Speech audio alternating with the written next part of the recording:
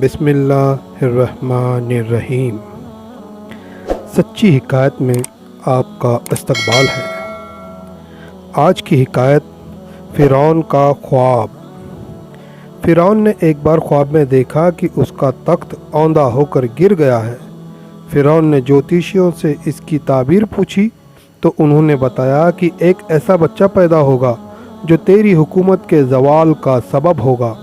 فرعون کو اس بات کی فکر ہوئی اور اس نے بچے کو مروانا شروع کر دیا۔ جو بچہ کسی کے یہاں پیدا ہوتا وہ اسے مروا دیتا تھا۔ حضرت موسیٰ علیہ السلام جب پیدا ہوئے تو اللہ نے موسیٰ علیہ السلام کی ماں کے دل میں یہ بات ڈالی کہ اسے دودھ پلاؤ اور جب کوئی خطرہ دیکھو تو اسے دریا میں ڈال دو۔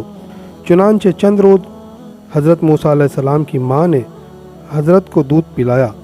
اس عرصے میں حضرت موسیٰ علیہ السلام نہ روتے تھے نہ ان کی گود میں حرکت کرتے تھے، نہ آپ کی بہن کے سوا کسی کو آپ کی پیدائش کا علم تھا۔ پھر جب 3 ماہ کا عرصہ گزر گیا تو موسیٰ علیہ السلام کی ماں کو کچھ خطرہ محسوس ہوا تو خدا نے یہ بات دل میں ڈال دی کہ اب تو موسیٰ علیہ السلام کو ایک صندوق میں بند کر کے دریا میں ڈال دے اور کوئی فکر نہ کر، ہم اسے پھر تمہاری گود میں لے آئیں گے۔ چنانچہ ان کی ماں نے ایک صندوق تیار کیا اور اس میں روئی بچھا کر اور موسیٰ علیہ السلام کو اس میں رکھ کر صندوق بند کر دیا۔ یہ صندوق دریائے نیل میں ڈال دیا۔ اس دریا سے ایک بڑی نہر نکل کر فرعون کے محل میں گزرتی تھی۔ فرعون اپنی بیوی آسیہ کے ساتھ نہر کے کنارے بیٹھا تھا۔ جب ایک صندوق نہر میں آتے دیکھا تو اس نے کنیزوں کو غلاموں کو صندوق نکالنے کا حکم دیا۔ وہ صندوق نکال کر سامنے لایا گیا۔ کھولا تو اس میں ایک نورانی شکل فرزند جس کی پیشانی سے وضاحت و اقبال کے آثار نمودار تھے نظر آیا۔ دیکھتے ہی فرعون کے دل میں ایسی محبت پیدا ہوئی کہ وہ فدا ہو گیا، لیکن قوم کے لوگوں نے اسے ورغلایا اور کہا کہ ممکن ہے کہ یہی وہ بچہ ہو جس نے آپ کی حکومت کو برباد کرنا ہے۔ کیا معلوم یہ کس سرزمین سے بہتا ہوا آ گیا ہے۔ چنانچہ فرعون آپ کے قتل پر آمادہ ہوا اور فرعون کی بیوی آسیہ جو بڑی نیک خاتون تھی کہنے لگی کہ یہ بچہ میری اور میری آنکھوں کی ٹھنڈک ہے، اسے قتل نہ کر۔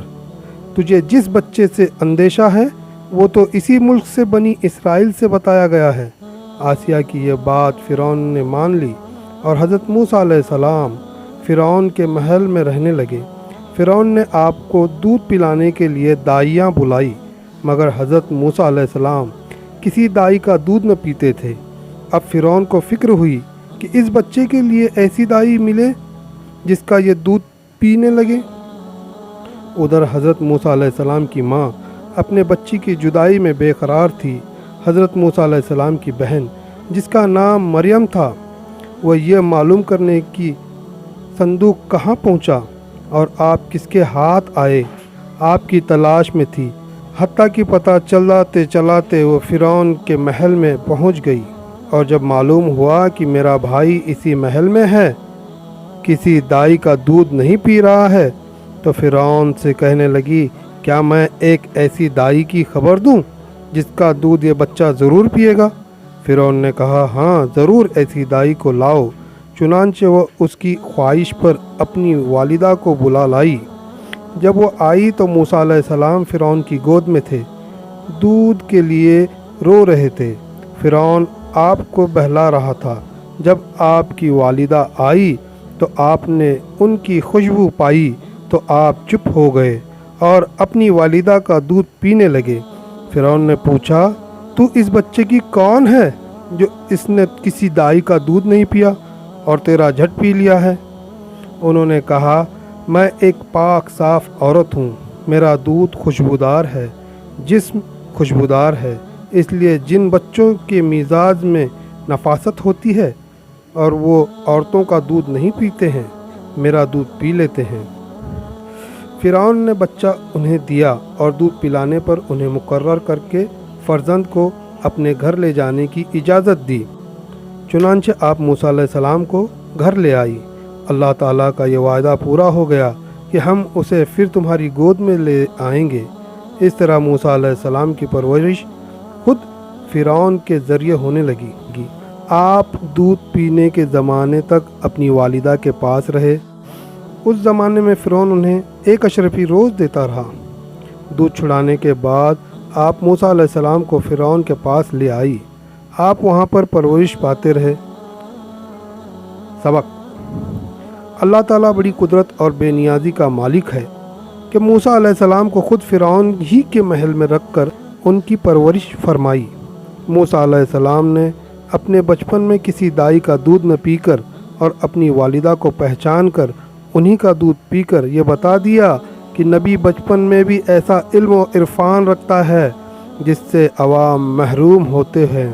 انبیاء کو اپنی مثل بشر کہنے والوں میں سے اگر کسی کو بچپن میں کتیا کے دودھ پر بھی ڈالا جائے تو اس کتیا کا بھی دودھ پینا شروع کر دے گا، مگر نبی کی شان و علم یہ ہے کہ وہ بچپن میں اپنی ماں کے سوا کسی دوسری عورت کا بھی دودھ نہیں پیتے۔ پھر انبیاء کی مثل ہونے کا دعویٰ کرنا کس قدر جہالت کی بات ہے۔